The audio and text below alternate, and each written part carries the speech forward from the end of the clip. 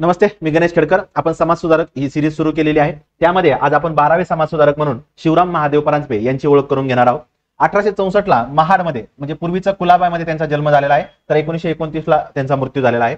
त्यांचं शिक्षण Fergusson college आणि डेक्कन कॉलेज या दोन ठिकाणामध्ये झालेलं पाहता येतं. रत्नागिरीला ते शिक्षण घेत असताना त्यांना विष्णुशास्त्री चिपळूणकर हे शिक्षक होते. नाना शंकर शेठ यांची जी शिष्यवृत्ती आहे ती शिष्यवृत्ती मिळवणारे ते पहिले विद्यार्थी आपल्याला पाहता येतात. आता त्यांच्यावर जे क्वेश्चन येतात ते इथे येतात. 1898 ला त्यांनी काळ नावाचं साप्ताहिक सुरू केलं होतं, जे आक्रमक राष्ट्रवादाचं मुखपत्र मानलं जातं.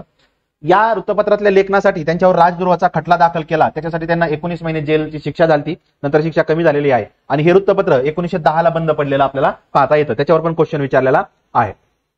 ऑगस्ट 1920 ला त्यांनी स्वराज्य नावाचं एक वृत्तपत्र सुरू केलेलं आहे. त्यामध्ये असहकार चळवळीचा पुरस्कार त्यांनी केलेला आपल्याला पाहता येतो. मे 1922 ला मुळशी सत्याग्रहात त्यांनी सहभागी घेतलेला आहे. त्यासाठी त्यांना कारावासाची शिक्षा झालेली आहे.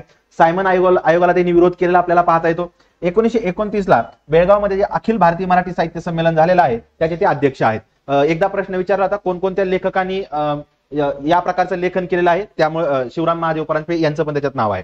त्यांचा ग्रंथ पहा, प्रणयिनीचा मनोभंग, गोविंदाची गोष्ट, पहिला पांडव, कर्णावर आहे, संगीत कादंबरी आहे आणि मराठ्यांच्या लढ्यांचा इतिहास इत्यादी प्रकारचे ग्रंथ त्यांचे आपल्याला पाहता.